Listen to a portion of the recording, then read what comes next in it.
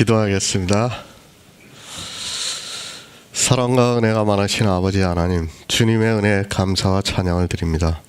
아버지, 이 시간에도 우리와 함께하여 주시옵시고 우리가 진리로 알아가는 데 부족함이 없도록 역사하여 주시옵소서. 사도 바울이 로마서 16장을 통해서 정말 복음을 위해서 수고를 한 사람들을 일일이 열거를 하고 있습니다. 우리가 그들을 통해서 그들이 어떠한 일을 했는가를 성경을 통해서 조금이나마 알 수 있는 기회가 될 수 있도록 도와주시옵소서. 수고한 마리아에게도 문안하라고 말씀을 하고 있사옵나이다. 그러면서 계속 한 사람 한 사람의 이름을 열거로 하면서 그들이 얼마나 수고를 했고 또 하나님으로부터 인정을 받고 있는가를 말씀하고 있사옵나이다. 정말 우리가 구원을 받아 하나님으로부터 인정받는 그런 성도가 될 수 있도록 역사하여 주시옵소서. 모든 말씀 예수 그리스도의 이름으로 기도했습니다. 아멘. 로마서 16장 6절을 보겠습니다. 너희를 위하여 많이 수고한 마리아에게 문안하라. 브리스가와 아굴라입니다. 사도 바울은 그들을 동역자라고 말씀을 하고 있습니다. 이 사람들에 대해서 기록이 되어 있는 글을 보면 그들은 사도 바울로부터 복음을 들은 것이 아니라 사도 바울이 오기 전에 이미 복음을 들었고 예수 그리스도를 믿고 있었던 사람들입니다. 그 후에 사도 바울을 만났습니다. 그리고 사도 바울이 하는 모든 사역에 동역을 했던 것으로 알려져 있습니다. 특히 브리스가는 로마의 귀족 출신의 집안이라서 경제적으로 여유가 있었고 그의 집이 커서 사람들이 모여서 예배하기가 좋았고 그래서 그들의 집에서 모이는 사람들을 교회라고 말씀을 하고 있습니다. 부부입니다. 그러나 이 두 사람은 모두가 복음을 전하는 자로 살았던 것을 볼 수 있습니다. 이 시대는 신학이라는 종교의 산물이 있어서 그곳에서 공부를 해야 목사 안수를 받을 수 있습니다. 그리고 목사 안수를 받은 사람이 교회에서 말씀을 가르칠 수 있는 것으로 생각하고 있습니다. 솔직한 이야기입니다. 저는 이 목사라는 것도 사실 버리고 싶습니다. 제가 아직 성경적으로 충분히 깨달아지지가 않아서 그렇지 언젠가는 버려야 한다고 생각하고 있습니다. 다만 목사라는 의미가 가르치는 자이기 때문에 은사적인 측면에서 그대로 사용을 하고 있을 뿐입니다. 그러나 보시기 바랍니다. 당시 초대교회에 누가 신학을 공부했습니까? 자매 베베가 신학을 공부했습니까? 브리스가와 아굴라가 공부를 했습니까? 물론 당시에 신학이 있었다면 혹시 모르겠습니다. 그러나 그들은 공부를 하지 않았습니다. 단지 먼저 복음을 전하는 사람들의 말씀을 듣고 믿음으로 해서 성령을 받고 은사를 따라 복음을 전했던 것으로 보여지고 있습니다. 또 사실이 그렇다는 것을 우리는 성경을 통해서 충분히 알 수 있습니다. 제 생각입니다. 우리 모임에서만이라도 이 목사라는 것을 없앨 수 있다면 좋다고 생각을 하고 있습니다. 왜 그런가 하면 이 목사라는 것도 종교의 산물인 것은 분명한 사실입니다. 그 의미가 나쁘지 않지만 역시 기독교라는 종교에서 나온 것이기 때문에 솔직히 마음이 편하지가 않습니다. 이 문제는 조금 더 생각해 보겠습니다. 하나님께서 우리에게 지혜를 주실 것이라고 믿고 있습니다.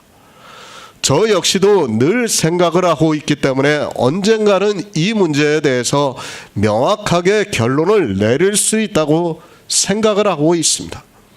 다만 앞에서도 말씀을 드렸듯이 이 목사라는 말이 의미적으로 볼 때는 가르치는 자이기 때문에 그냥 사용하고 딱히 어떤 호칭이 생각이 나지 않고 있습니다. 자매 베베와 같은 사람이 있어야 합니다. 그리고 동역자가 있어야 합니다. 왜 이 사람들이 있었는가 하면 사도 바울은 이방의 복음을 전하러 계속해서 다른 지역으로 갔기 때문입니다. 그들을 통해서 복음이 계속해서 전파가 되었던 것을 볼 수 있습니다. 초대교회는 이러한 하나님의 역사가 있었던 것으로 보이고 있습니다. 저는 감사합니다. 초대교회와는 같지 않을지라도 이 시대 역시 우리가 이렇게 모여서 예배를 할 수 있다는 것은 하나님의 은혜입니다. 지금은 당시와는 많이 다르기 때문에 이 시대에 맞게 하나님께서 역사를 하고 있다고 믿고 있습니다. 여기 대방동에 있는 교회를 통해서 복음을 전파하게 하시고 있고 또 인터넷이라는 미디어를 통해서 복음을 전하게 하고 있습니다. 교회입니다. 우리는 이 교회에 대해서 바로 정의를 해야 합니다. 보이는 건물이 교회가 될 수 없다는 것을 이제는 분명히 알고 있습니다. 또 그 교회의 이름을 지어서도 안 된다는 것을 알고 있습니다. 우리가 예배를 하는 교회에 대한 정의가 바로 서지 못하면 그는 아무리 예수 그리스도를 믿는다 해도 구원을 받을 수 없다는 것을 알고 있어야 합니다. 집입니다. 이 시대는 건물이 될 수도 있습니다. 그것은 교회가 아닙니다. 그 안에 있는 성도들의 모임을 교회라고 말씀을 하고 있습니다. 우리가 그리스도 편지라는 이름을 사용하고 있지만 그것은 하나의 이름이지 교회의 이름은 아니라는 것을 알아야 합니다. 너희는 그리스도 편지라고 말씀을 합니다. 그런 의미에서 그리스도 편지라고 하는 것이지 우리 교회의 이름이 아니라는 것을 분명히 알고 있어야 합니다. 사람들에게 설득하기 힘들다 해서 성경적이지 않은 것을 해서는 안 된다고 믿고 있습니다. 이 교회에 대한 정의를 바로 세우면 그래도 반은 했다고 생각을 하고 있습니다. 이 교회로 인하여 모두가 음행을 하고 있다는 것을 알고 있어야 합니다. 이 시대입니다. 너무 종교화가 되어 있습니다. 종교화가 되어 있으면서도 그것을 깨달을 수 있는 지혜가 없습니다. 요한계시록의 환상과 같이 모두가 두 짐승에게 경배를 하고 있지만 자기들이 무엇을 하고 있는지를 모르고 있습니다. 유대교와 기독교라는 두 짐승에게 붙잡힌 바 되어 있지만 사람들은 성경을 깨닫지 못하고 있습니다. 초대교회입니다. 복음을 전하는 사람들이 많이 있었습니다. 성령의 인도하심을 받은 사람들이 많아서 그들이 복음을 전했습니다. 사도 바울이 가르치고 떠나면 이 사람들이 교회 안에서 복음을 전했습니다. 우리 역시 이렇게 동역자가 많아야 한다고 믿고 있습니다. 하나님의 섭리입니다. 이 시대 복음이 어떻게 전해질지는 저도 모르겠습니다. 그러나 분명한 사실은 하나님께서 우리에게 은혜를 주시고 있습니다. 그리고 이 로마서를 바로 볼 수 있게 역사를 하고 있습니다. 그리고 이 대방동에 있는 교회를 통해서 복음이 전파가 되게 하고 있습니다. 이것이 얼마나 큰 은혜인가를 늘 생각하고 있어야 합니다. 문안하라고 말씀을 합니다. 사도 바울이 사람들의 이름을 일일이 열거를 하면서 문안하라고 말씀을 하고 있습니다. 왜 문안하라고 하는가 하면 물론 인사적인 측면도 있습니다. 그들이 먼저 복음을 깨달은 성도이기 때문에 문안하라고 말씀을 하고 있습니다. 그러나 알아야 합니다. 이들은 복음을 듣고 믿어 영생을 얻은 자라는 것을 말씀을 하고 있습니다. 그들을 문안하라는 말씀은 그들이 전하는 복음을 들어도 된다는 뜻으로 사도 바울이 말씀을 하고 있습니다. 그들이 각 지역에서 복음을 전할 때 그들에게 신뢰를 줄 수 있는 말씀이라고 믿고 있습니다. 사도 바울이 로마서를 통해서 무난하라는 말씀을 보게 되면 사람들이 그들에게 복음을 들어도 된다고 믿을 수 있다는 말씀입니다. 새 번역을 보겠습니다. 여러분을 위하여 수고를 많이 한 마리아에게 문안하여 주십시오. 로마서입니다. 성경의 중심이라고 해도 틀리지가 않습니다. 이제까지 거의 모든 목사들이 이 로마서 강해를 하는 것을 큰 자랑으로 삼았을 정도입니다. 실제 로마서는 우리가 구원을 받을 수 있는 모든 복음의 말씀을 기록했다고 해도 틀리지가 않습니다. 사도 바울이 기록하는 로마서는 시작부터가 복음에 대해서 말씀을 하고 있습니다. 이제 로마서를 마쳤습니다. 그리고 사람들을 일일이 소개를 하고 있습니다.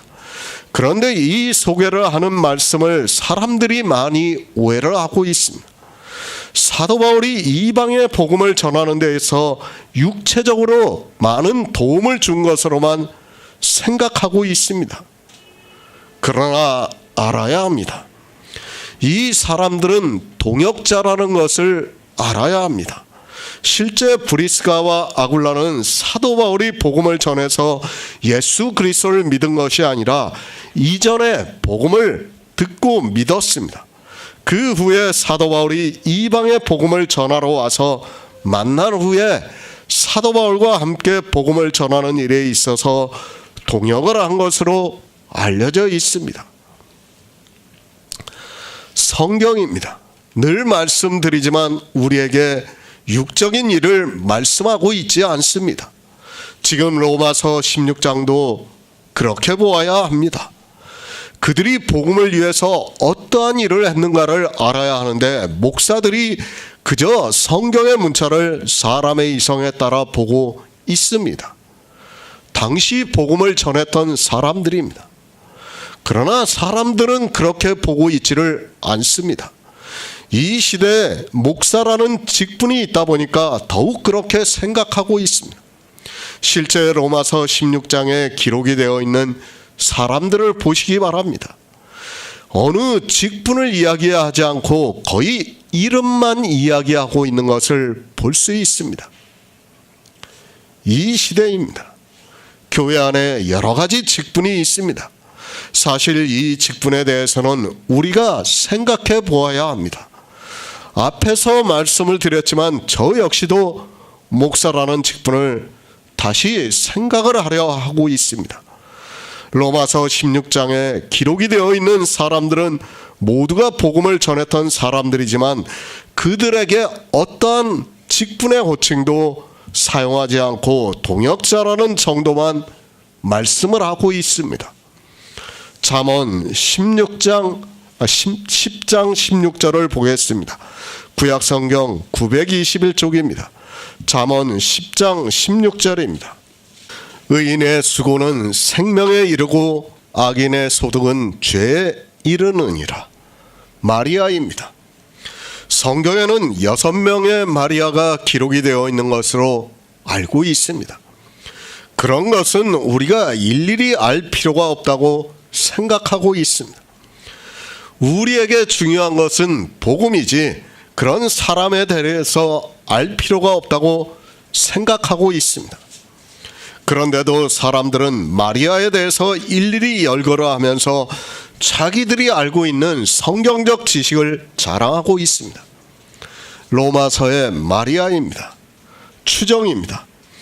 정확한 기록이 성경에도 나와 있지 않고 로마서 16장에만 기록이 되어 있는 마리아입니다.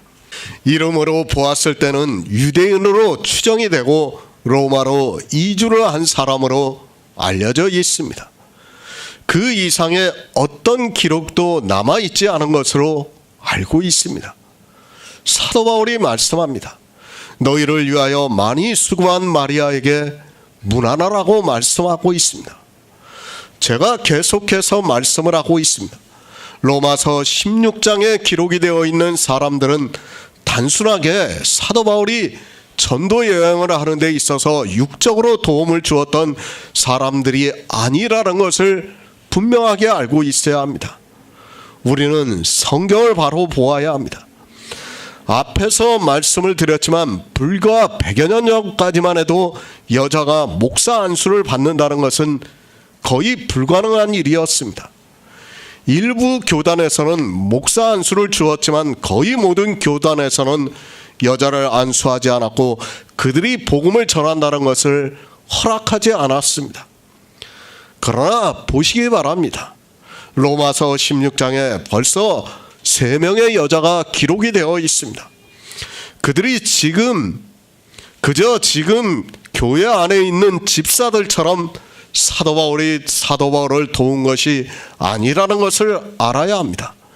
그들은 사도 바울과 마찬가지로 복음을 전했던 사람들입니다.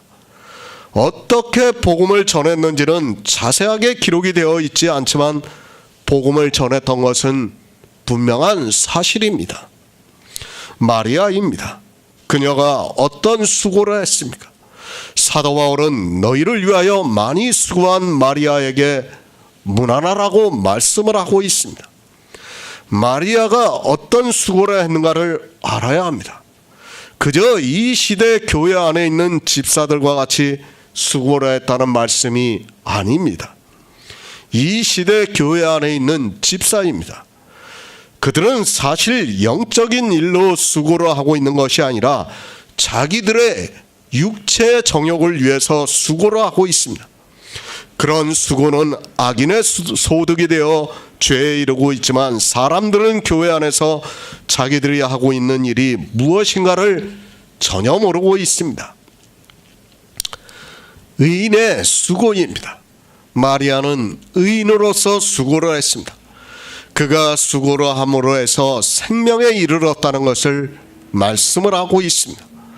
너희를 위하여 많이 수고했다고 말씀을 하고 있습니다. 그러니까 로마에 있는 형제들을 위하여 마리아가 많이 수고를 해서 그들이 생명에 이르렀다는 것을 말씀을 하고 있습니다. 사도 바울이 말씀하고 있는 너희가 생명에 이르렀다는 것을 말씀하고 있습니다. 로마서에 기록이 되어 있는 마리아는 복음을 전하는 일로 수고를 해서 그들이 복음을 듣고 생명에 이르렀다고 말씀을 하고 있습니다. 당시 사도 바울의 곁에는 이렇게 복음을 전하는 사람들이 많이 있었던 것으로 말씀을 하고 있습니다. 부럽습니다. 솔직한 말씀입니다. 마리아와 같은 사람이 있었다는 것이 정말 부럽습니다. 마리아가 수고를 함으로 해서 너희가 생명에 이르렀다는 것을 말씀하고 있습니다. 저는 우리 가운데서도 이런 사람들이 많이 나오기를 진심으로 바라고 있습니다. 복음을 전하는 사람이 저 혼자입니까? 저는 절대로 그렇게 하고 싶지 않습니다. 그런 욕심은 없습니다. 제가 비록 이 시대에 성경을 해석하고 복음을 전하고 있지만 모든 것을 저 혼자 하고 싶은 마음은 절대로 없습니다. 그리스도 편지입니다. 우리는 그리스도 편지라는 것을 잊지 마시기 바랍니다. 내 개인이 아니라 복음을 위해서 사시기 바랍니다. 정말 그런 분들이 많이 나오기를 진심으로 바라고 있습니다. 여자면 어떻고 남자면 어떻습니까? 그가 복음을 전할 수 있다면 저는 만족합니다. 지난 시간에도 잠깐 말씀을 했습니다. 지금과 같이 교통이 발달한 시대가 아닙니다. 그리고 사람이 찾아가서 복음을 전하려면 많은 사람이 필요했고 그들은 일일이 먼 길을 걸어서 찾아가서 복음을 전했다는 것을 알아야 합니다. 그런 시대적 배경을 알고 우리는 성경을 보아야 합니다. 할 말이 많습니다. 그러나 이 정도만 하겠습니다. 저는 이 자리에 계시는 모든 분들이 저와 같아지기를 바라고 있습니다. 우리는 한 형제입니다. 그리고 모두가 그리스도 안에서 영생을 얻은 성도입니다. 그런 성도는 다른 것 생각하지 말고 이 복음을 전하는 일만 생각했으면 좋겠습니다. 의인의 수고는 생명에 이릅니다. 마리아의 수고로 인하여 로마에 있는 너희가 생명을 얻었다는 것을 사도 바울이 말씀을 하고 있습니다. 우리 역시 마찬가지입니다. 교회 안에서 이렇게 생명을 위해서 수고를 하는 사람들이 많아야 한다고 믿고 있습니다. 저는 늘 이런 것을 생각할 때마다 답답한 마음을 가지고 있습니다. 의인이 되시기 바랍니다. 그리고 수고를 해주시기 바랍니다. 이보다 더 소중한 일이 어디 있습니까? 저는 하나님께 늘 감사하는 마음을 가지고 살아가고 있습니다. 이 시대는 인터넷이라는 매체가 있어서 자유롭게 복음을 전할 수 있다는 것은 너무도 큰 은혜입니다. 우리 성도님들도 마리아와 같이 수고를 해서 많은 사람들을 생명으로 인도를 했으면 좋겠습니다. 수고입니다. 사전에서는 일을 하는데 힘들이고 애쓰는 것을 말하고 있습니다. 지금 교회 안에서 육체적으로 힘들이고 애쓰는 것을 가지고 수고했다고 하지 마시기 바랍니다.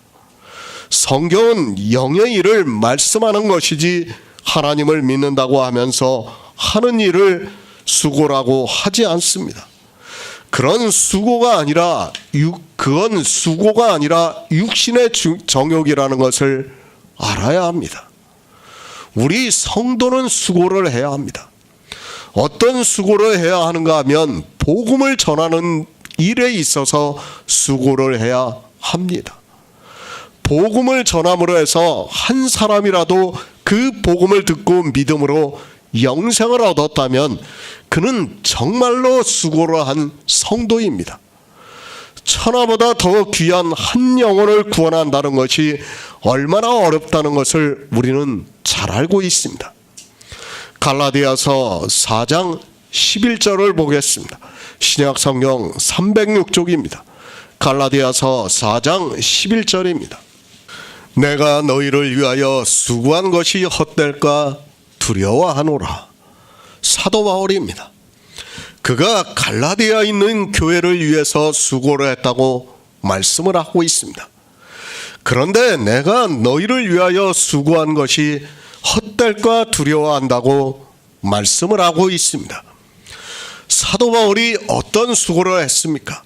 사도 바울은 갈라디아에 있는 교회 형제들에게 복음을 전했습니다. 복음입니다. 그리고 다른 복음입니다.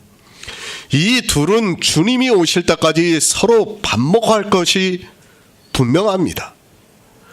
교회 안에서 수고를 해서 복음을 전해도 그 교회에 다른 복음이 얼마나 쉽게 들어오는가를 우리가 갈라디아서 강해를 통해서 이미 잘 알고 있는 사실입니다. 사도 바울이 복음을 전했습니다. 그런데 그 교회에 다른 복음을 가진 자들이 들어와서 사도 바울이 수고한 것을 헛되게 만들고 있다고 말씀을 하고 있습니다. 늘 말씀드리지만 우리가 한 사람에게 복음을 전한다는 것이 얼마나 어려운 일인가를 알아야 합니다.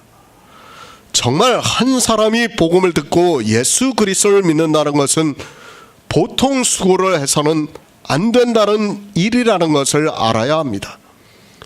해산의 수고입니다. 마치 어머니가 해산을 하는 것과 같은 수고를 해야 그가 생명에 이를 수 있다는 것을 말씀을 하고 있습니다. 이렇게 수고를 해서 갈라디아에 있는 교회에 복음을 전했지만 사도 바울이 전한 그 교회에도 다른 복음을 가진 자들이 들어왔다는 것을 알아야 합니다. 마리아입니다. 그녀가 로마에 있는 형제들을 위해서 많이 수고를 했다고 말씀을 하고 있습니다. 그리고 그들이 구원을 받았습니다. 로마에 있는 마리아는 너무도 큰 일을 했습니다. 초대교회는 이렇게 복음을 가진 자들이 많이 있었던 것으로 보이고 있습니다. 그들이 수고를 함으로 해서 다른 복음에 빠지지 않고 생명으로 인도를 할 수 있었습니다. 무난하라고 말씀을 하고 있습니다. 그러니까 로마에 있는 형제들에게 마리아를 선생으로서 인사를 하라고 말씀을 하고 있습니다. 지금으로부터 2000년 전의 일이라면 사실 상상이 안 되는 일이라는 것을 알아야 합니다. 복음을 전하는 자입니다. 사도 바울은 그런 자들을 높이 세우고 있는 것을 볼 수 있습니다.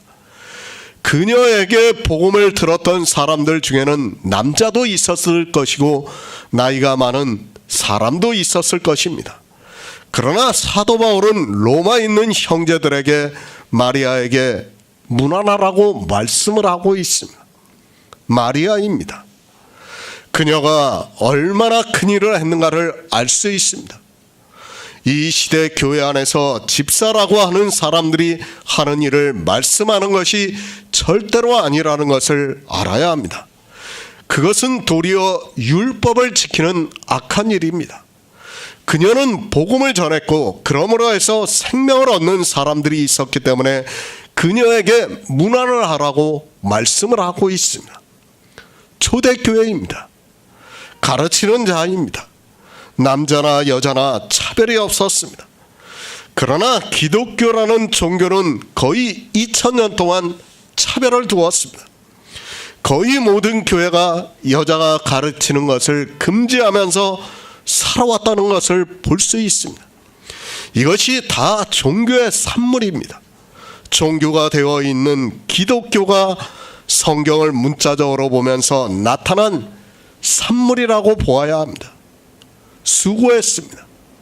마리아는 복음을 전하는 일에 있어서 수고를 했습니다. 이 시대 전도를 하면서 그저 예수 그리스도를 믿으세요 하는 정도를 가지고 말하지 마시기 바랍니다. 마리아는 사도 바울과 같이 한 성령 안에서 복음을 전했다는 것을 말씀하고 있습니다. 이렇게 복음을 전해서 생명을 얻은 사람들이 있었기 때문에 마리아에게 문안하라고 말씀을 하고 있습니다. 기독교입니다. 다시 말씀드리지만 이것은 하나의 종교에 불과합니다. 그들이 얼마나 비성경적인가는 이것 한 가지만 보아도 쉽게 알 수 있습니다. 사도 바울은 복음을 전하는 마리아에게 로마에 있는 교회에 있는 형제들에게 문안하라고 말씀을 하고 있는데 기독교라는 종교는 자기 여자가 복음을 전하는 것을 철저하게 막았습니다. 천주교를 보시기 바랍니다. 여자가 무엇을 하고 있습니까? 여자는 신부가 될 수 없습니다. 그것이 얼마나 비성경적인가를 알아야 합니다. 신분이 수년이 하는 것도 물론 종교의 산물이지만 남자와 여자를 차별하는 것이 얼마나 비성경적인가를 그들은 전혀 깨닫지를 못하고 있습니다. 설령 누군가 깨달아도 거대한 종교의 반대에 부딪혀서 이야기를 꺼내지도 못하고 있습니다. 문안하시기 바랍니다. 인간적으로 선생을 대하듯이 문안하라는 것이 아닙니다.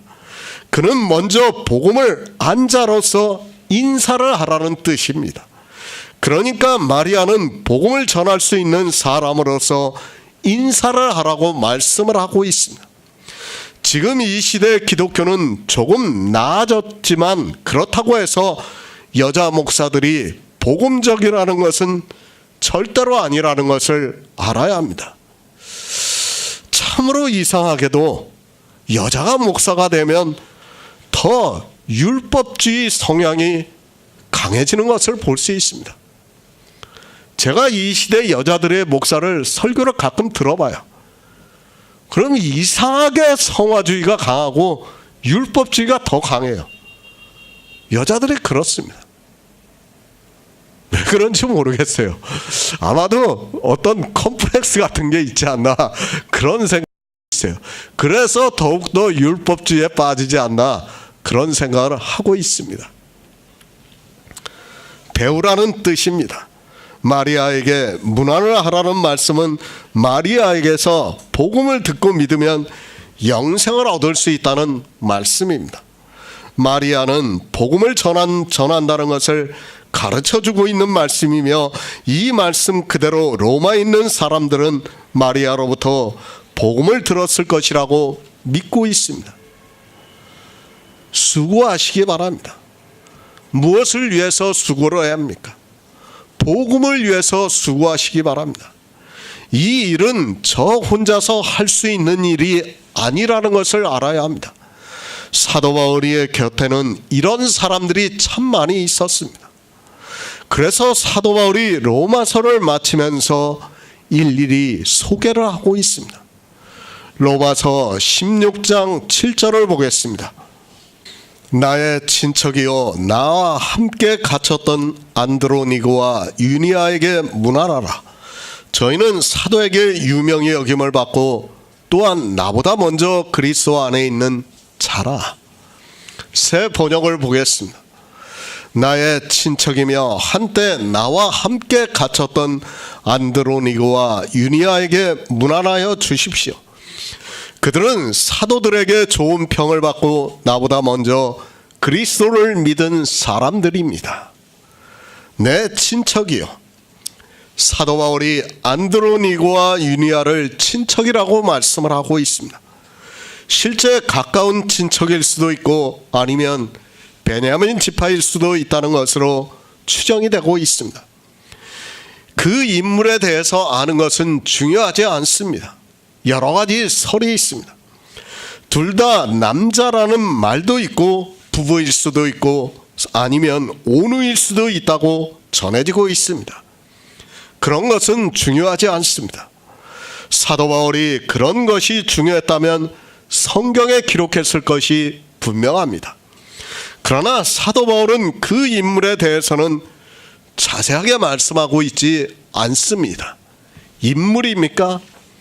그가 누구인가는 중요하지 않다는 것을 알아야 합니다.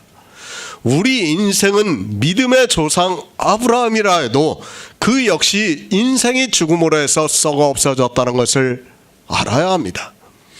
그 인물보다는 그를 통해서 말씀을 하고자 하는 하나님의 뜻을 아는 것이 더 중요하다고 생각하고 있습니다. 로마서 16장입니다. 사도 바울이 지금 인물들을 소개를 하고 있다고 생각하지 마시기 바랍니다. 그들을 통해서 그들이 초대교회 안에서 어떠한 일을 했는가를 말씀을 하고 있습니다. 그런 의미는 전혀 모르고 인물에 대해서만 알려고 하는 것이 이 시대 사람들이고, 심지어는 그 이름의 뜻을 헬라어로 이야기하는 것이 마치 무슨 지식이 있는 것처럼 생각하고 있습니다. 분명히 가르치는 자들입니다. 그렇기 때문에 문안하라고 말씀을 하고 있습니다. 만약에 이들이 가르치는 자가 아니라면 굳이 문안을 하라고 하지 않아도 됩니다. 그러나 사도 바울이 이들이 복음을 가르치는 자라는 것을 말씀하기 위해서 문안하라고 말씀을 하고 있습니다. 나와 함께 갇혔다고 말씀을 합니다. 어디에 갇혔는지는 분명하지 않습니다. 사도 바울도 그냥 자기와 수고를 하면서 함께 감옥에 갇힌 일이 있다는 정도로만 말씀을 하고 있습니다. 자기와 함께 복음을 전하다가 갇혔던 일이 있었던 것으로 말씀을 하고 있습니다.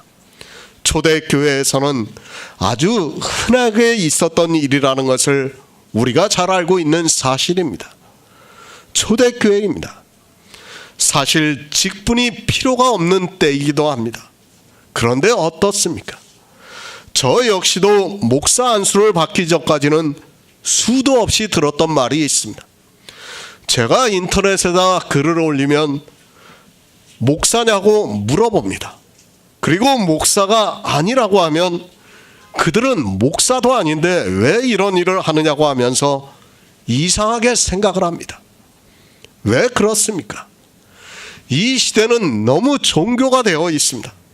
그리고 이제는 세상 사람들까지도 교회 안에 있는 직분을 너무도 잘 알고 있습니다. 목사가 아닌 사람이 복음을 전한다고 하면 이상하게 생각을 하고 있고 더 이상 들으려고도 하지 않고 있는 것을 볼 수 있습니다. 그래서 안수를 받았습니다. 안수를 받을 때도 사실은 그렇게 기쁜 마음으로 받은 것은 아닙니다.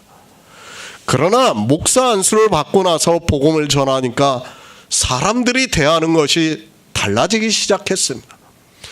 물론 하나님께서 하시면 되겠지만 이 그리스도 편지의 모임도 제가 안수를 받지 않았다면 시작도 되지 않았을 수 있다고 생각을 하고 있습니다. 그런데 어떻습니까? 초대교회는 그런 직분에 대해서 말씀하고 있지 않습니다. 로마서 16장에 기록이 되어 있는 거의 모든 사람이 복음을 전했던 사람들이지만 직분을 말씀하고 있지 않습니다. 그러나 이 시대는 제가 직분을 사용하지 않으면 아마도 그리스도 편지에 오는 것조차 방해가 되지 않을까 생각합니다. 그것도 인간적인 생각인지는 모르겠습니다. 복음입니다. 그가 어떤 사람인가는 중요하지 않습니다. 남자인가 여자인가도 중요하지 않습니다. 또 그가 얼마나 배웠는가도 중요하지 않습니다. 하나님께서 성령을 보내주시면 고린도전서에 있는 말씀과 같이 미련한 자들을 택하사 세상의 지혜 있는 자들을 부끄럽게 하신다고 저는 믿고 있습니다. 갈라디아서 2장 2절을 보겠습니다. 신약성경 303쪽입니다. 갈라디아서 2장 2절을 보겠습니다. 계시를 인하여 올라가 내가 이방 가운데서 전파하는 복음을 저에게 제출하되 유명한 자들에게 사사로이 한 것은 내가 다름질하는 것이나 다름질한 것이 헛되지 않게 하려 함이라. 사도입니다. 그들은 특별한 직분을 받았던 사람들입니다. 이 사도는 친히 주님께서 부르셔서 사도로 삼았습니다.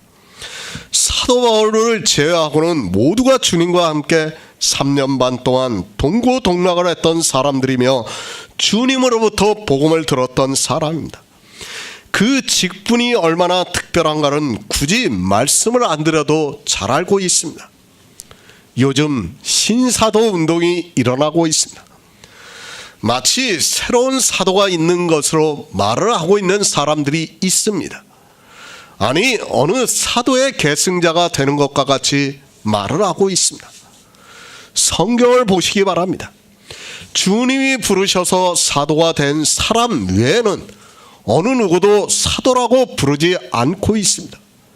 사도 바울이 아들과 같이 생각하고 있는 디모데나 디도도 사도라고 하지 않습니다. 사람들이 그렇게 말합니다. 그들을 속사도라고 부르고 있습니다. 사실 그 명칭도 바르지 않습니다. 사도 바울이 디모데에게 장로라고 하는 말씀은 있어도 속사도라고 하는 말씀은 없다는 것을 알아야 합니다. 디모데는 장로가 맞습니다. 사도들은 주님이 택하신 12사도로 끝이 나야 한다는 것을 알아야 합니다. 그래서 요한계시록에서 그 성의 성곽은 12기초석이 있고 그 위에 어린 양의 12사도의 12이름이 있더라고 말씀을 하고 있습니다. 누가 사도입니까? 누가 신사도가 될 수 있습니까? 그것은 다 종교가 만들어내고 있는 산물이라는 것을 알아야 합니다. 자기들이 사도와 같은 직분으로 일을 한다고 하면서 신사도라고 하는데 절대 더 이상의 사도는 없다는 것을 분명히 알고 있어야 합니다. 사도입니다. 그들은 주님의 제자입니다. 단 12명만이 주님의 제자라는 것을 알아야 합니다. 당시 초대교회에만 있었던 사람이라는 것을 알아야 합니다. 사도 요한이 죽은 후에 다시 사도는 없습니다. 사도 요한으로 끝이 났다는 것을 알아야 합니다. 주님의 제자입니다. 그들은 성령을 받은 사람들입니다. 그리고 주님으로부터 부탁을 받은 사람들이기도 합니다. 그렇기 때문에 사도들은 권위가 있었습니다. 그 권위에 대해서 사도 바울이 말씀을 하고 있습니다. 안드로니고와 유니아는 사도에게 유명히 여김을 받았다고 말씀을 하고 있습니다. 사도 바울입니다. 그가 주님이 살아계실 때는 사도가 아니었습니다. 그런 그가 주님의 부르심으로 사도가 되었다고 말씀을 하고 있습니다. 그가 이방의 사도로 부르심을 받고 이방의 복음을 전하러 가서도 그가 어떻게 했는가 하면, 내가 이방 가운데서 전파하는 복음을 저희에게 제출하되 유명한 자에게 사사로이 한 것은 내가 다름질하는 것이나 다름질하는 것이 헛되지 않게 하려 함이라고 말씀을 하고 있습니다. 사도들에게 제출을 했다고 말씀을 하고 있습니다. 사도 바울이 복음을 전하는 것을 그냥 사사로이 한 것이 아니라 사도들에게 제출을 하고 나서 복음을 전했다고 말씀을 하고 있습니다. 주님이 십자가에서 죽으셨습니다. 그리고 부활하시고 난 후에 이제 하늘에 올라가셨습니다. 그리고 이제 성령을 보내주셨습니다. 그런데 사도들이 먼저 성령을 받았습니다. 당시입니다. 우리가 갈라디아서를 보아서도 잘 알고 있지만 벌써 다른 복음이 교회 안에 들어왔습니다. 그런 상태에서 내가 전하고 있는 것이 복음인가 아니면 다른 복음인가를 판단해 줄 수 있는 사람은 주님의 제자들이었습니다. 그들은 모두가 오순절에 성령을 받았기 때문에 그것을 판단할 수 있는 성령의 감동을 받고 있었던 사람들입니다. 초대교회는 좋습니다. 주님의 제자들이 살아있고 그들이 모두 오순절에 성령을 받았습니다. 그렇기 때문에 그들이 인정을 하면 복음을 전할 수 있었습니다. 아니, 그들이 인정을 하면 그가 복음을 가진 자라는 것을 누구라도 인정을 할 수 있었던 그런 시대입니다. 그래서 말씀을 하고 있습니다. 저희는 사도에게 유명히 여김을 받았다고 말씀을 하고 있습니다. 그러니까 사도들이 안드로니고와 유니아가 전하는 복음을 듣고 인정을 했다는 말씀을 하고 있습니다. 안드로니고와 유니아는 참 복음을 전했다는 것을 사도 바울이 대신해서 말씀을 하고 있습니다. 로마에 있는 형제들입니다. 당시에도 다른 복음을 가진 사람들이 있었습니다. 그때 사도들에게 유명히 여김을 받았다는 것은 그 자체로 그가 복음이 있으니까 그에게서 가르침을 받아도 된다는 보증을 해주는 말씀입니다. 사도들이 살아있었기 때문에 가능한 일입니다. 참 좋습니다. 지금도 이런 사도들이 있으면 얼마나 좋겠습니까? 내가 전하는 복음에 대해서 보증을 해줄 수 있는 사람들이 있다면 좋을 것 같습니다. 그런데 지금은 그런 시대가 아닙니다. 이제 사도들은 없고 단지 성령의 감동하심에 따라 스스로가 판단을 해야 하는 시대를 살아가고 있습니다. 저는 종교가 되어 있는 이방의 교회를 보면서 너무도 안타까운 마음을 가지고 있습니다. 사도 바울입니다. 그도 역시 사도들에게 제출을 했습니다. 왜 그렇게 했는가 하면 자기가 하는 일이 헛되지 않게 하기 위해서라고 말씀을 하고 있습니다. 참 이렇게 누군가 증명을 해줄 수 있다면 좋은데 이 시대는 누가 해줄 수 있는 사람이 없습니다. 그러나 분명한 사실이 있습니다. 성령을 받은 사람은 한 성령 안에서 교제를 하고 있습니다. 그가 참 복음을 전하고 있는가 아니면 다른 복음을 전하고 있는가를 알 수 있게 하나님께서 성령을 우리 각자에게 보내주시고 있습니다. 그래서 더욱 우리는 반드시 성령을 구해야 합니다. 그러나 이 시대는 교회에만 나오면 성령을 받은 것으로 오해를 하고 있습니다. 고린도전서 12장 22절을 보겠습니다. 신약성경 282쪽입니다. 고린도전서 12장 22절입니다. 아담 안에서 모든 사람이 죽은 것 같이 그리스도 안에서 모든 사람이 삶을 얻으리라. 안드로니고와 유니아입니다. 사도 바울의 친척이라고 합니다. 또 사도 바울과 사역을 하다가 함께 감옥에 갇히기도 했던 사람이라고 말씀을 하고 있습니다. 이 두 사람은 복음을 가르치는 사람이기 때문에 사도 바울이 로마에 있는 형제들에게 문안하라고 말씀을 하고 있습니다.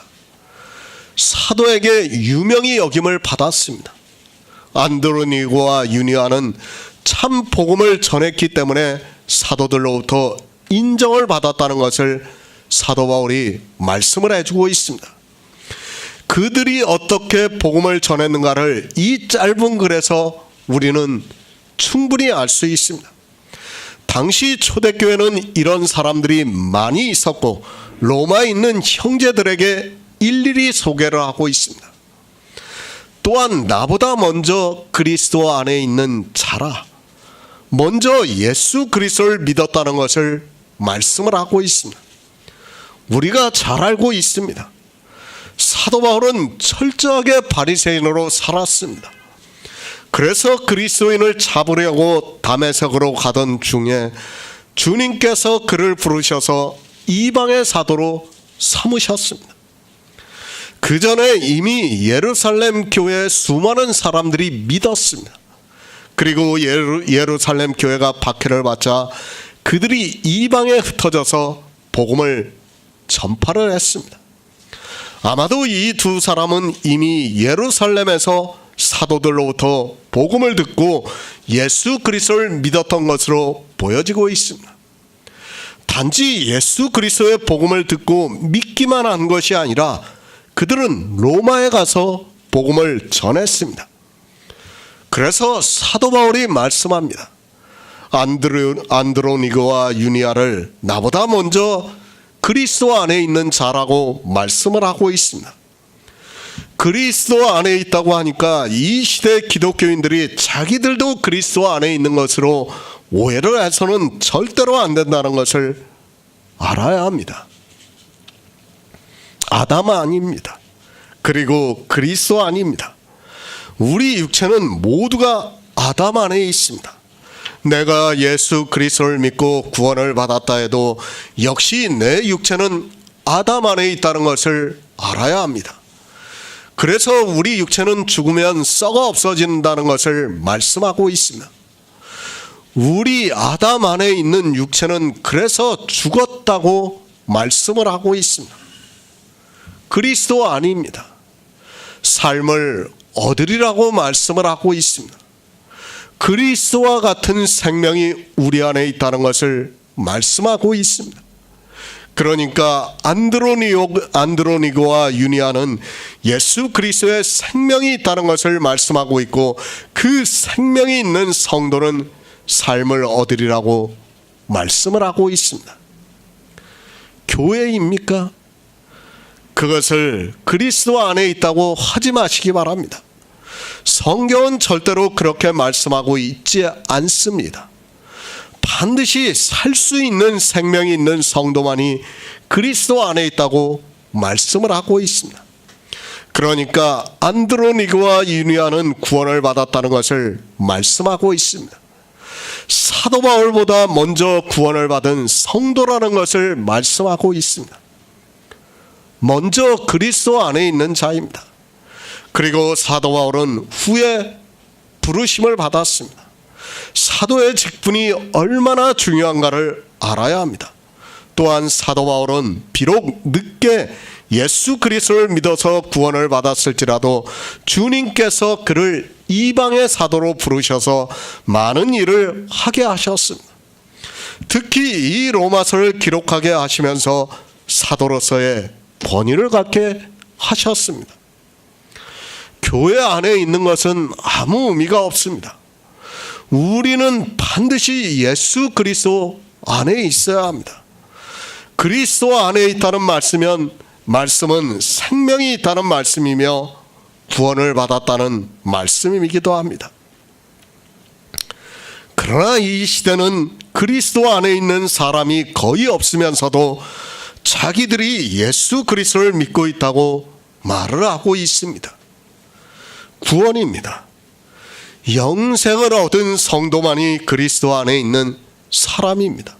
하지만 이 시대 목사들은 이 영생에 대해서 바로 설명을 하지 못하고 있습니다. 심지어는 이단보다도 더 영생에 대해서 설명을 하지 못하고 있는 것을 볼 수 있습니다.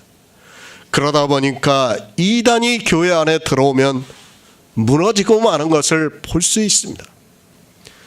그리스도 안에 있으시기 바랍니다. 영생을 얻으라는 말씀입니다. 내 안에 생명이 있는가를 확증하라는 말씀입니다. 그저 교회 안에 있다고 해서 영생을 얻었다고 하지 마시기 바랍니다. 반드시 성경에서 영생에 대해서 확증을 해야 합니다. 다수가 이끄는 종교를 따라 그렇게 하는 것이 아니라 성령이 오셔서 말씀으로 그것이 확증돼야 그가 그리스도 안에 있는 사람입니다. 교회 안에 있습니까?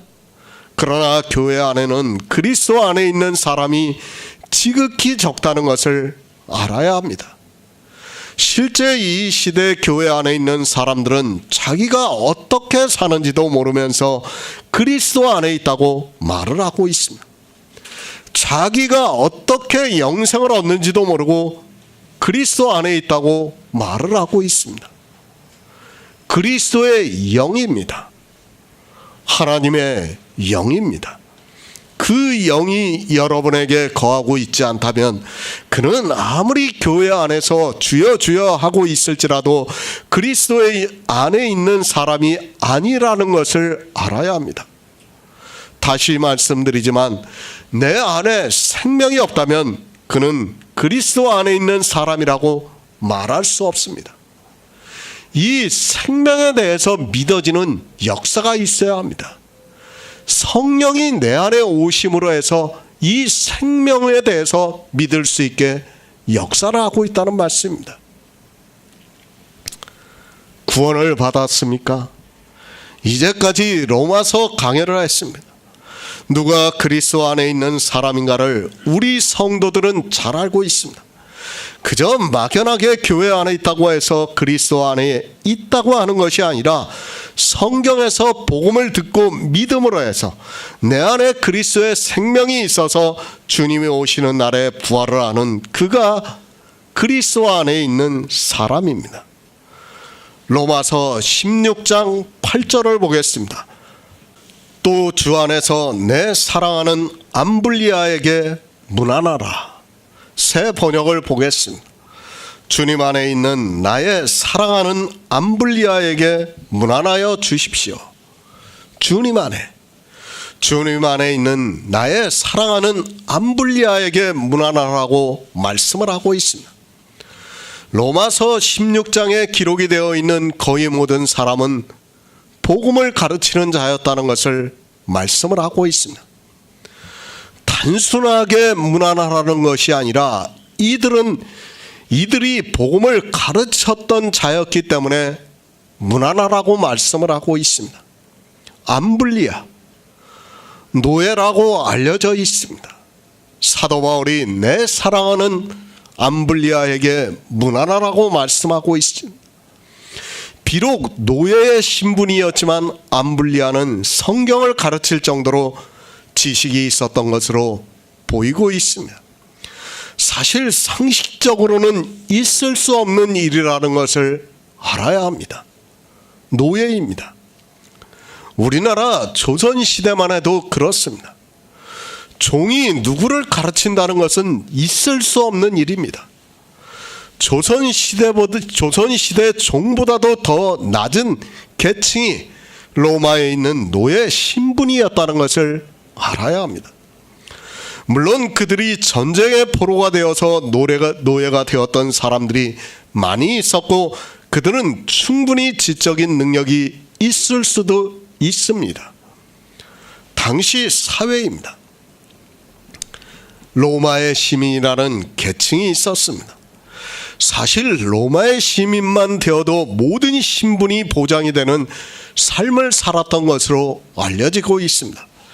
그리고 일반 시민들이 있었을 수 있습니다. 그리고 맨 하층으로 노예들이 있었을 것이라고 생각하고 있습니다. 초대교회입니다. 로마라는 특수성이 있습니다. 하지만 당시에는 노예들이 복음을 많이 들었던 것으로 전해지고 있습니다. 사실 노예가 한번 되면 그는 이 세상에서 소망이 없는 사람이라고 해도 틀리지가 않습니다. 그런 그들에게 복음은 정말 그들이 의지할 수 있는 탈출구라고 해도 틀리지가 않습니다. 물론 하나님의 은혜입니다. 비록 노예의 신분이었지만 복음을 들을 수 있게 역사를 하고 있습니다. 당시에는 이렇게 노예들이 복음을 많이 들었던 것으로 알려지고 있습니다. 그들은 오직 소망을 천국에 두고 살았던 것으로 전해지고 있습니다. 그 중에 한 사람이 암블리아입니다. 그는 단지 복음을 듣고 믿는 것뿐 아니라 복음을 전하면서 살았습니다. 신분이 없었습니다. 사회적 계급도 교회 안에서 없었던 것으로 성경에 기록이 되어 있는 것을 볼 수 있습니다. 노예들이 많이 성경에 기록이 되어 있는 것만 보아도 초대교회는 오직 복음 안에서 한 형제로 살았던 것을 볼 수 있습니다. 지금의 교회보다 더 진보적인 삶을 살았던 것으로 알고 있습니다. 당시 사회입니다. 특수성이 있었기 때문에 노예들이 복음을 많이 들었습니다. 그리고 비록 노예의 신분이었지만 교회 안에는 그런 차별이 없었던 것으로 말씀을 하고 있습니다. 노예에게 무난하라고 말씀을 하는 것을 보면 그가 얼마나 복음을 잘 가르쳤는가를 알 수 있습니다. 지금 이 시대입니다. 목사도 박사가 되지 않으면 명함도 못 내미는 시대가 되었습니다. 그런데 당시 초대교회는 심지어는 노예까지도 복음을 가르쳤던 것을 볼 수 있습니다. 그들이 세상의 이성적 지식이라면 불가능했을 것입니다. 그러나 하나님께서는 그들에게 성령을 보내주시고 또 성령의 은사에 따라 가르쳤던 것으로 생각할 수 있습니다. 하나님입니다. 차별이 없습니다. 그런데 인간이 차별을 하고 있습니다. 지금 교회를 보시기 바랍니다. 사실 보이지 않게 교회 안에서 얼마나 차별이 있습니까? 차별이 없는 것과 같이 하고 있지만 실상은 교회 안에서 차별을 두고 있고 자기들의 이성적 기준에 충족이 되지 않으면 아무것도 할 수 없습니다. 이 시대를 보시기 바랍니다. 교회 안에서 직분을 받는데도 돈이 필요하고 있습니다. 사실 교회 안에서 권사가 되고 장로가 되는 것도 어떤 사회적인 자기 위치가 없으면 거의 불가능해요. 여러분이 잘 알 거예요. 그건. 이 시대는 보이지 않게 그렇게 차별을 하고 있습니다. 그러나 초대교회는 비록 종이었지만 그가 성령을 받아 가르치는 은사가 있으면 가르치는 자가 되었던 것을 볼 수 있습니다. 차별하지 마시기 바랍니다. 아니, 차별을 해서는 안 됩니다. 당시에는 사도들이 있어서 누가 복음을 전할 수 있는가를 판단해 주었습니다. 그러나 이 시대는 사도들이 없다 보니까 아무나 복음을 전하고 있습니다. 성령의 실체를 모르다 보니까 아무나 성령을 받았다고 하면 교회 안에서 말씀을 전하고 있습니다. 복음입니다. 이 세상의 이성적 지식이 아닙니다. 또 이 세상에 지식이 있는 자라 해서 전할 수 있는 것도 아닙니다. 반드시 성령이 오셔야 하고 또 은사를 받아야 합니다. 그러나 이는 복음을 모르다 보니까 신학을 공부하고 목사 안수를 받아야 교회에서 말씀을 전할 수 있는 것으로 볼 수 있습니다. 여러분이 기독교가 왜 되었는가를 알아야 돼요. 지금 우리가 로마서 16장만 봐도 여자들이나 노예나 차별이 없어요. 그렇지 않습니까? 그들이 다 복음을 전하는 자로 살았어요. 그런데 사도들이 죽고 나서 그리스의 아테네라는 곳이 어떤 기독교의 중심지가 됐어요. 그리고 이집트의 알렉산드리아라는 도시가 있습니다. 여러분이 잘 알아야 돼요. 이 알렉산드리아라는 도시가 당시에는 지금의 하버드 같은 데예요. 그 정도로 지적 수준이 뛰어났어요. 그러니까 공부를 하면 어디로 가라요? 알렉산드리아로 가라고 했어요. 그 당시에. 그리고 아테네에 있었던 사람들이 있었어요. 그러니까 아테네에 있던 사람들은 무슨 사상이에요? 헬라니즘의 아주 뛰어난 사상을 가지고 있었어요. 이 두 세력이 있었던 겁니다. 그러니까 알렉산드리아에서 공부를 하고 신학을, 그러니까 성경을 연구했던 사람들이 있었고, 그 다음에 아테네라는 곳에서 이제 그쪽은 이제 서방의 교회입니다. 서방 교회입니다. 그러니까 이 두 지역에 있던 사람들이 100년이 지나가면서 어떻게 했습니까? 인간적인 지식으로 성경을 보기 시작한 거예요. 그 사람들이. 그러면서 교부가 생겨나기 시작한 거예요. 이제 사도들이 죽고 나서 교부가 생겨나기 시작하면서 그들이 교부가 됐어요. 그게 이제 종교가 점점 100년이 지나고 나면서부터 양쪽에서 이제 교부가 생겨나기 시작한 거예요. 그러니까 그들이 인간적으로는 얼마나 지식이 뛰어나겠어요. 그러면서 325년에 니케아 공회가 이제 열린 거예요. 그때 교부가 1800명이 참석을 했어요. 생각해 보세요. 얼마나 대단합니까? 1800명이 참석할 정도면. 그리고 나서 그 1800명이 참석한 가운데서 그 아타나시우스가 주장하던 삼위일체 교리가 거기서 채택이 된 거예요. 쉽게 말해서 이쪽에 이집트에 있던 알렉산드리아에 있는 교회하고 그 아테네에 있는 서방의 교회하고 어떤 알력이 있었던 거예요. 서로. 그러면서 그쪽에 숫자가 많다 보니까 그쪽으로 표를 준 거예요. 그래서 탄생한 게 삼일체라는 교리예요. 진짜 우리가 이걸 바로 알아야 돼요. 이 삼일체 교리가 지금 이 시대 교회의 모든 사람을 다 죽이고 있다고 해도 틀리지가 않아요. 이미 그때부터 종교가 된 거예요. 여러분이 이걸 알아야 돼요. 제가 지금 로마서 5장을 강해를 쓰고 있어요. 제가 5장을 쓰면서 예수님이 삼위일체에 대해서 조목조목 다 반박을 하는 말씀을 하세요. 5장에 대해서. 정말 놀라운 말씀이에요. 하나님은 이미 이방의 교회가 삼위일체로 빠질 것을 아시기 때문에 예수님께서 말씀을 하는 거예요. 5장에서.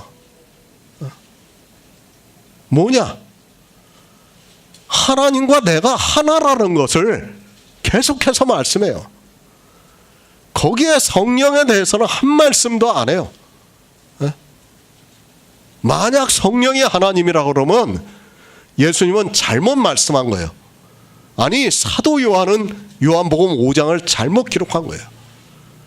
요한복음 5장은 뭐를 말씀하냐면 예수 그리스도 당신이 전능하신 하나님이다, 유일하신 하나님이라는 것을 조목조목 다 말씀을 하는 거예요.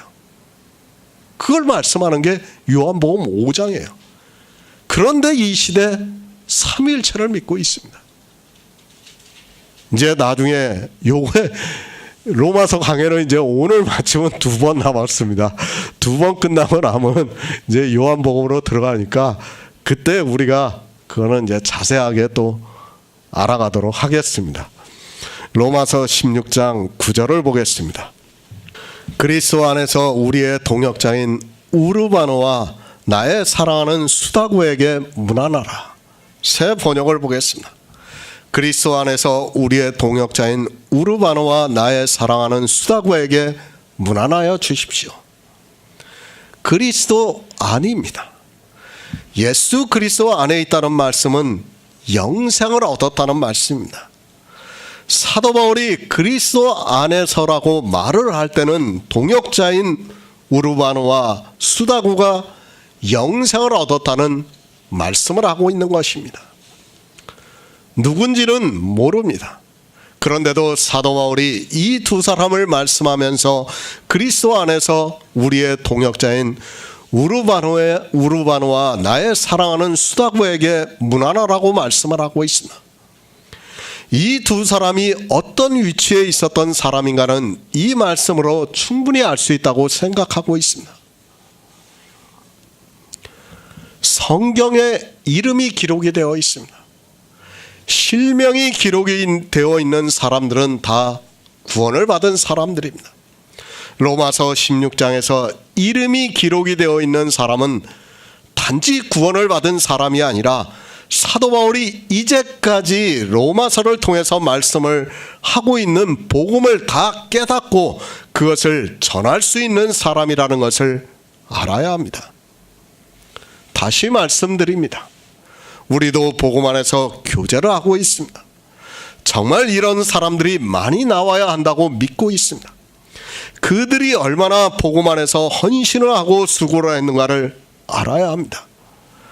로마서에 이름이 기록이 되어 있어도 사도 바울이 인사를 한다는 그 자체가 복음의 모든 비밀을 알고 있다는 것을 의미하기도 합니다.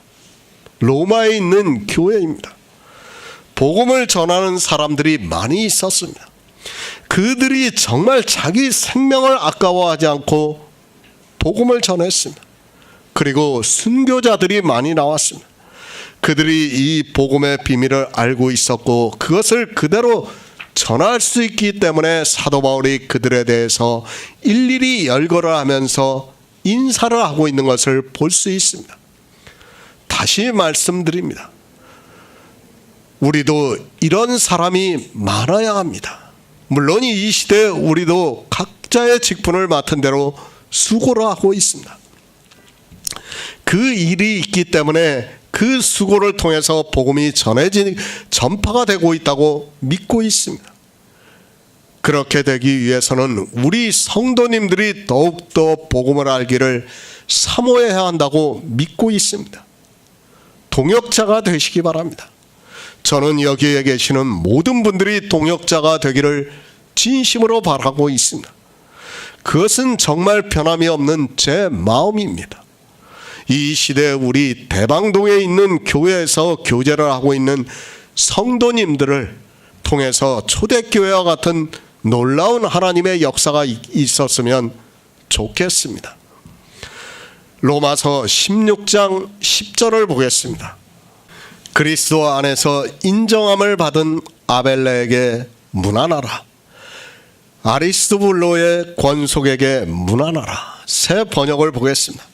그리스도 안에서 인정을 받은 아벨레에게 문안하여 주십시오. 아리스토블로의 가족에게도 문안하여 주십시오. 아벨레에게 문안하라. 로마서 16장에 딱 한 번 기록이 되어 있는 사람들은 거의 로마에 있는 교회에 있는 사람들로 알려져 있습니다. 그들이 누군지 정확하게 가르쳐주지 않습니다. 다만 사도 바울이 그들의 이름을 열거라 하는 것으로 보았을 때 로마에 있는 교회 안에서 복음을 전했던 자인 것으로 보여지고 있습니다. 가르치는 자입니다. 가르치는 자로서 문안을 하라는 말씀을 하고 있습니다. 그리고 단순히 무난하라고 하는 사람들이 있습니다. 그것을 한 번에 기록을 하다 보니까 우리가 잘 모를 수 있습니다. 그러나 제가 성경을 보면 아벨레까지는 가르치는 자로 보이고 있습니다. 물론 뒤에도 가르치는 자가 나오고 있는 것을 볼 수 있습니다. 순전히 제 생각입니다. 여러분이 성경을 다르게 본다 해도 별로 틀리지가 않습니다. 단순히 인사를 하라는 의미에서 문안과 가르치는 자로서의 문안은 다르다고 생각하고 있습니다. 그것을 구별해서 말씀을 하고 있지는 않은 것 같습니다. 시편 1편 6절을 보겠습니다. 구약성경 805쪽을 보겠습니다. 시편 1편 6절입니다. 대저 의인의 길은 여호와께서 인정하시나 악인의 길은 망하리로다. 그리스도 안에서 인정함을 받은 아벨레입니다. 그러니까 아벨레는 하나님께서 인정을 하는 사람이라는 말씀입니다. 그가 어떻게 인정을 받았는가 하면 의인으로서 인정을 받았다는 말씀입니다. 그것을 시편에서는 대저 의인의 길은 여호와께서 인정하신다고 말씀을 하고 있습니다. 의인입니까? 어떻게 의인이 됩니까? 사도 바울은 오직 예수 그리스도를 믿음으로 의롭다 하심을 받는다고 말씀을 하고 있습니다. 우리는 성경에서 복음을 보아야 합니다. 그리고 그 복음을 믿음으로 해서 의롭다 하심을 얻을 수 있다는 것을 로마서를 통해서 계속해서 우리에게 가르쳐주고 있는 말씀입니다. 아벨레입니다. 그가 누군가를 알 수 있는 말씀이기도 합니다. 아벨레는 로마에 있는 복음의 말씀을, 로마서에 있는 복음의 말씀을 다 알고 있는 사람으로서 예수 그리스도를 믿었습니다. 그런 그를 사도 바울은 그리스도 안에서 인정함을 받았다고 말씀을 하고 있습니다.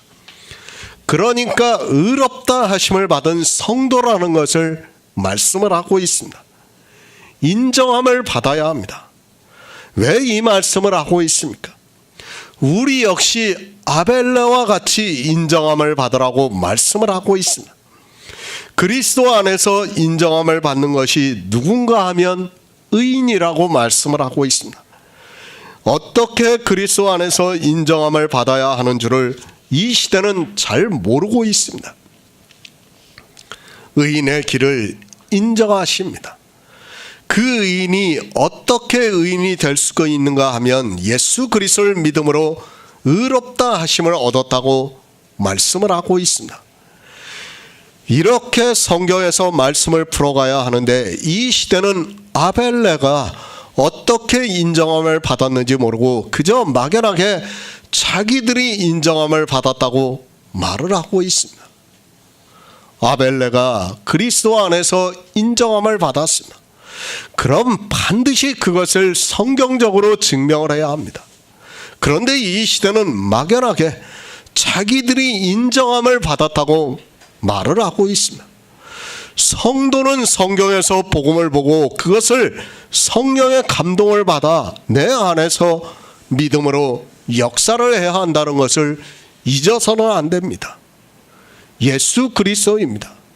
사도 바울이 로마서를 시작하면서 복음에 대해서 말씀을 하고 있습니다.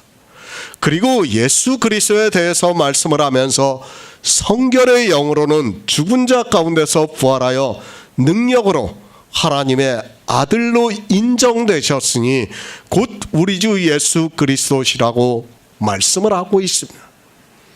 예수 그리스도입니다. 하나님의 아들로 인정이 되셨다고 말씀을 하고 있습니다. 그러나 이 말씀을 보고도 사람들은 왜 하나님의 아들로 인정이 되셨는가를 모르고 있습니다. 그저 막연하게 성경의 단어만 보고 하나님의 아들로 인정이 되셨다고 말을 하고 있는 것을 볼 수 있습니다.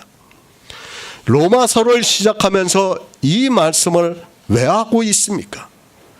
그것은 이사야 말씀을 인정하기 위해서 이 말씀을 하고 있습니다. 그러니까 이사야 선지자가 한 말씀을 생각하면서 사도 바울이 하나님의 아들로 인정이 되셨다고 말씀을 하고 있습니다. 그것을 이사야서에서 말씀을 하고 있습니다. 이사야 선지자입니다. 이는 한 아기가 우리에게 낳고 한 아들을 우리에게 주신 바 되었는데 그 어깨에는 정사를 메었고 그 이름은 기묘자라 모사라 전능하시는 하나님이라 영존하시는 아버지라 평강의 왕이라 할 것임이라고 말씀을 하고 있습니다. 이 말씀은 하나님의 아들이 오시는데 그가 인정을 받으면 하나님이라는 것을 말씀을 하는 예언의 말씀입니다. 하나님은 구원하시는 분입니다. 우리를 구원하시는 분이라는 말. 그 구원자로 하나님께서 아들을 보내셨는데 그 아들이 우리를 구원하시는 모든 일을 다 이루시면 아들로 인정을 하겠다는 거예요. 그 아들로 인정하겠다는 것이 바로 이사야 9장 6절의 말씀입니다. 그분이 하나님이라는 거예요. 인정이라는 것이 이렇습니다. 주님이 이 세상에 오셔서 우리를 구원하시는 구속의 일을 이루시고 십자가에서 죽으시고 3일 만에 영으로 부활하셨습니다. 이것을 로마서 1장에서는 사도 바울이 말씀을 하면서 하나님의 아들로 인정이 되셨다고 말씀을 하고 있습니다. 하나님의 아들로 인정이 되셨다고 왜 하는가 하면 이사야 선지자의 말씀을 생각하기 때문입니다. 인정이 되셨습니다. 어떻게 인정이 됩니까? 예수 그리스도는 기묘자라 모사라 전능하시는 하나님이라 영존하시는 아버지라 평강의 왕이라 할 것이라는 말씀입니다. 반드시 아들로 인정이 되시는 분만이 이사야 선지자의 말씀이 응하게 된다는 것을 말씀을 하고 있습니다. 누가 인정을 합니까? 하나님이 인정을 해줍니까? 하나님이 어떻게 인정을 해줍니까? 하나님을 우리는 들을 수가 없어요. 그리고 하나님이 우리 앞에 올 수도 없어요. 그것을 성경이 인정해 주고 있습니다. 그리스도 안에서 인정함을 받은 아벨레에게 문안하라고 하는 말씀도 같습니다. 그가 왜 인정함을 받았는가를 알아야 합니다. 그는 사도 바울로부터 복음을 들었습니다. 그리고 그 복음을 듣고 믿었습니다. 그렇게 복음을 듣고 믿음으로 해서 의롭다 하심을 받아서 의인이 되었다는 말씀입니다. 아벨레입니다. 그런 아벨레를 사도 바울은 그리스도 안에서 인정함을 받았다고 말씀을 하고 있습니다. 우리 역시 마찬가지입니다. 그리스도 안에서 예수 그리스도를 믿음으로 해서 아벨레와 같이 의롭다 하심을 받아서 인정함을 받아야 한다는 것을 말씀을 하고 있습니다. 인정함을 받았습니다.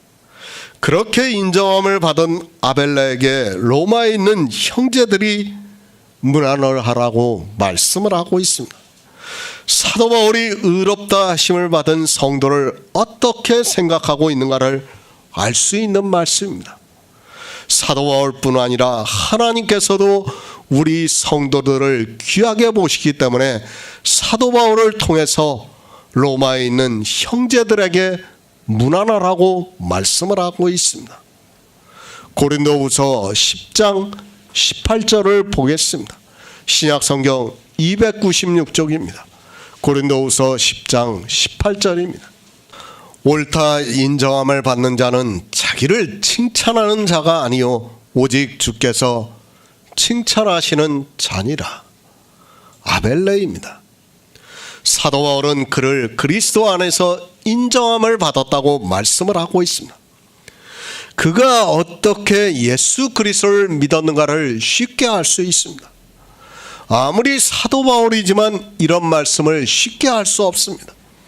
그러나 사도 바울은 아벨레를 그리스도 안에서 인정함을 받았다고 말씀을 하고 있습니다. 믿음이 있는 성도입니다. 의인의 길을 가고 있는 성도라는 말씀입니다. 그런 아벨레이기 때문에 사도 바울이 말씀을 하고 있습니다. 하나님만이 하실 수 있는 말씀을 사도 바울이 하고 있습니다.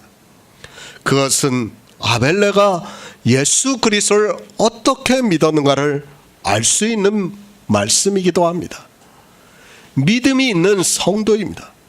그런 성도를 사도 바울은 로마에 있는 형제들에게 문안하라고 말씀을 하고 있습니다. 그가 직접 복음을 가르쳤는지는 저도 잘 모르겠습니다.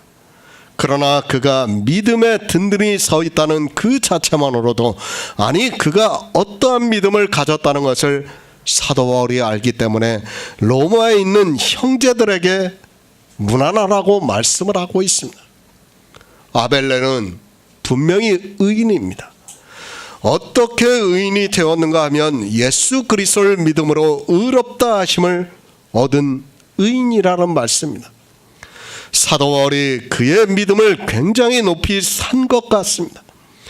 제가 믿음이 다르다는 것이 아니라 아벨레는 인정을 받을 정도로 믿음이 있었기 때문에 사도 바울이 이 말씀을 하고 있습니다. 문안해야 합니다. 성도를 하나님께서 얼마나 귀하게 보시는가를 알아야 합니다. 시편에서 땅에 있는 성도는 존귀한 자니 나의 모든 즐거움이 저에게 있다고 말씀을 하고 있습니다. 아벨레는 성도로서 하나님의 모든 즐거움이 그에게 있었기 때문에 사도 바울이 로마에 있는 형제들에게 문안하라고 말씀을 하고 있습니다. 인정함을 받으시기 바랍니다. 옳다 인정함을 받은 자는 자기를 칭찬하는 자가 아니요 오직 주께서 칭찬하시는 자라고 말씀을 하고 있습니다. 주님께서 누구를 칭찬하시는가 하면 믿음이 있는 성도를, 구원을 받은 성도를 칭찬하신다고 믿고 있습니다. 바로 아벨레가 그런 사람이기 때문에 사도 바울이 말씀하고 있습니다. 아리스도블로의 권속입니다. 그에 대해서는 헤롯 왕가의 사람이라는 것으로 알려지고 있습니다. 그러나 로마서에서 말씀하고 있는 아리스도블로에 대해서는 거의 알려진 것이 없는 것으로 전해지고 있습니다. 다시 말씀드리지만 그가 누군가는 중요하지 않다고 생각하고 있습니다. 로마서입니다. 복음의 모든 말씀이 있는 로마서에 그 이름이 기록이 되어 있습니다. 사도 바울은 그들의 이름을 일일이 열거하고 있습니다. 그리고 그리스도 안에서 인정함을 받은 아벨레에게 문안하라고 말씀을 하면서 그리스도블로의 권속에게도 문안하라고 말씀을 하고 있습니다. 저도 잘 모릅니다. 아니 사실 이 로마서 16장의 인물들에 대해서는 거의 알려진 것이 없는 사람들이라는 것을 알고 있어야 합니다. 왜 안 알려졌다고 생각합니까? 그래도 누구는 알려져 있습니까? 저 브리스가와 아벨로는 좀 알려져 있어요. 왜? 그들은 로마의 귀족이고 좀 그렇기 때문에 이 초대교회에서 그 전승으로 내려오고 있어요. 초기 기독교에서 그들을 띄워야 되니까 로마에서, 로마서에 기록이 되어 있으니까 더구나. 그런데 사실 지금 로마서에 기록이 되어 있는 사람들은 초기 기독교사에 거의 이름이 나오지 않아요. 그들에 대해서는 알려진 것이 거의 없다는 것을 여러분이 알고 있어야 됩니다. 왜 그렇습니까? 자기들에게 별로 필요가 없기 때문이에요. 사실은 이 한 사람 한 사람들이 너무도 중요한 사람들이에요. 사도 바울이 더군다나 이 로마서 16장에 이 사람들을 기록할 때는 이 사람들이 얼마나 중요하다는 것을 가르쳐주고 있는 거예요. 근데 초기 기독교에서는 이 사람들의 이름이 하나도 없어요. 그들의 변증서를 보고 그들의 어떤 전해오는 전승의 내용을 봐도 이들에 대한 기록은 거의 나오지를 않고 있어요. 왜 그렇습니까? 기독교를 세상 종교로 만들어 놨기 때문에 이들에 대한 이름이 나올 수가 없어요. 더군다나 여자들에 대한 이름은 그들이 나올 수가 없다는 것을 여러분이 알고 있어야 됩니다. 이미 종교는 종교가 되어 있는 기독교이기 때문에 그럴 수밖에 없었다는 것을 여러분이 알고 있어야 합니다. 사도 바울이 아리스토블로의 권속에게 문안하라고 하는 말씀은 아벨레와 거의 같은 의미에서 말씀하고 있는 것으로 생각이 되고 있습니다. 아벨레가 인정을 받았습니다. 그리고 아리스토블로의 권속도 인정함을 받지 않았나 생각하고 있습니다. 그런 의미이기 때문에 아벨레를 말씀을 하면서 바로 이어서 아리스토블로에 대해서 말씀을 하는 것으로 생각이 되고 있습니다. 성도는 의인이 되어야 합니다. 반드시 예수 그리스도를 믿음으로 의롭다 하심을 얻은 자가 되어야 한다는 것을 사도 바울이 말씀을 하고 있습니다. 이름을 아는 것은 사실 중요하지 않습니다. 우리가 구원을 받은 말씀은 이미 로마서 14장까지 해서 다 말씀을 했습니다. 15장과 16장의 말씀은 그렇게 중요하지 않습니다.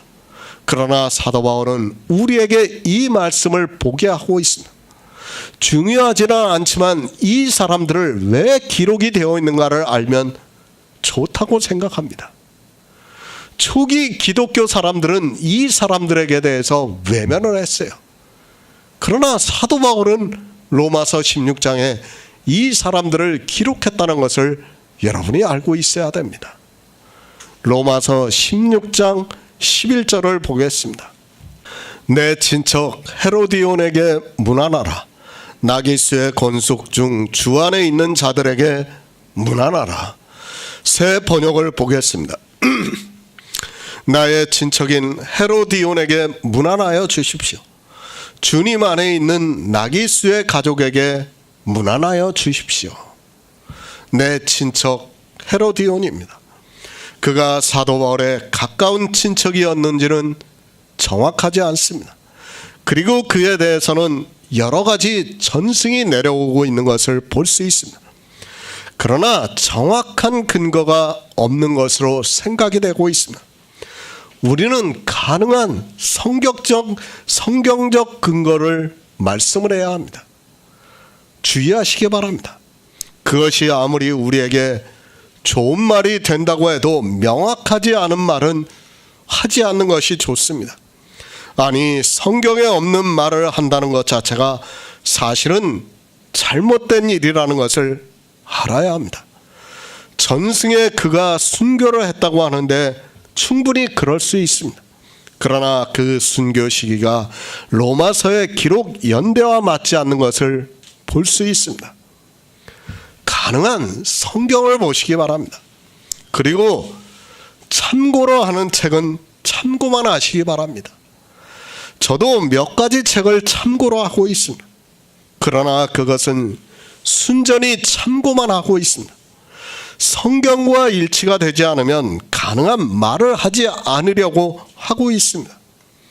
그런데 사람들은 그런 말을 너무 좋아하고 있습니다. 정말 부탁드립니다. 우리가 영생을 얻을 수 있는 것은 지금 우리가 보고 있는 성경이에요. 이 성경 외에서 우리가 영생을 얻을 수 있다고 생각하지 마시기 바랍니다. 그리고 그 외의 것을 들으려고도 하지 마시기 바랍니다. 도마복음이니 이상한 이야기들을 하는데 듣지 마세요. 여러 가지 요르단이나 그런 쪽에 있는 신화 같은 것들이 내려오고 있어요. 여러분들이 그걸 들어가지고 좋을 것이 하나도 없다고 저는 생각하고 있어요. 성경이에요, 기준은. 다 성경에서 우리가 기준을 삼아야 된다는 것을 여러분이 알고 있어야 됩니다. 그리고 성경은 제가 볼 때 영생에 대해서 너무 명확하게 잘 가르쳐주고 있어요. 사람들이 그것을 성령을 받지 못해서 풀지를 못해서 그런 거지, 충분히 우리는 이 성경에서 영생을 얻을 수 있다는 것을 바로 알아야 됩니다. 앞에서도 말씀을 드렸습니다. 전승에는 브리스가와 아굴라가 성찬을 한 것으로 전해지고 있습니다. 사실 전혀 성경적이지도 않은데도 사람들은 그 이야기를 미화시키고 있는 것을 볼 수 있습니다. 제가 알고 있는 성경적 지식으로는 그들이 성찬을 했을 가능성은 제로에 가깝다고 생각하고 있습니다. 그러나 어떻습니까? 이런 미화가 된 전승으로 사람들은 브리스가와 아굴라가 성찬을 한 것으로 알고 있습니다. 성경에 기록이 되어 있는 사람들이 성찬을 했으니까 자기들이 성찬을 하는 것은 너무도 당연하게 생각을 하는 것입니다.